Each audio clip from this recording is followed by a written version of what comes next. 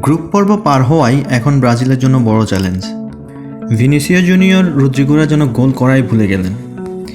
সেই অর্থে গুছানো কোনো আক্রমণই করতে পারেনি কোস্টারিকার এগেনস্টে। পুরো ম্যাচে অন টার্গেট শট মাত্র 3টি। পাকুয়েতার একটি শট কোস্টারিকার গোল পোস্টে লেগে ফিরে আসা ছাড়া বলার মতো আর কোনো আক্রমণই চোখে পড়েনি পুরো ম্যাচ জুড়ে।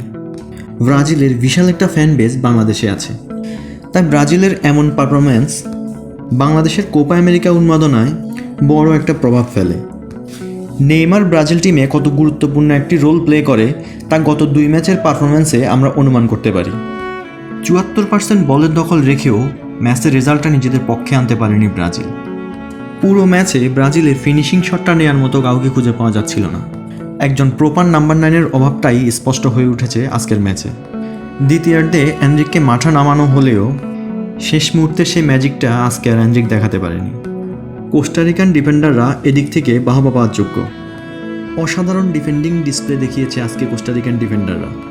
74% বল পসেশন রেখেও ব্রাজিল কোস্টারিকান গোলপোস্টে শট করতে পেরেছে মাত্র 3টি। কোস্টারিকান গোলরক্ষককে বড় কোনো চ্যালেঞ্জের মুখেই পড়তে হয়নি আজকের এই ম্যাচে। 0-0 ড্রয়ে ডি গ্রুপে দ্বিতীয় অবস্থানে আছে ব্রাজিল। বাকি 2 ম্যাচ কলম্বিয়া এবং প্যারাগুয়ের সাথে বড় চ্যালেঞ্জের মুখোমুখি পড়তে হবে ব্রাজিল টিমকে। পারফেক্ট টিম কম্বিনেশনটা খুঁজে নেওয়াই ডরিবল জুনিয়রের জন্য এখন সবথেকে বড় চ্যালেঞ্জ। দায়িত্ব নেওয়ার পর প্রথম 2 ম্যাচে যেভাবে ইংল্যান্ড এবং স্পেনের সাথে প্রতিদ্বন্দ্বিতা করেছিল ব্রাজিল টিম, সেরকমই একটি টিম স্পিরিট ব্রাজিল টিমের জন্য এই মুহূর্তে খুবই প্রয়োজন। আশা করব খুব দ্রুতই ব্রাজিলিয়ান সাম্বা মাঠে ফিরে আসবে।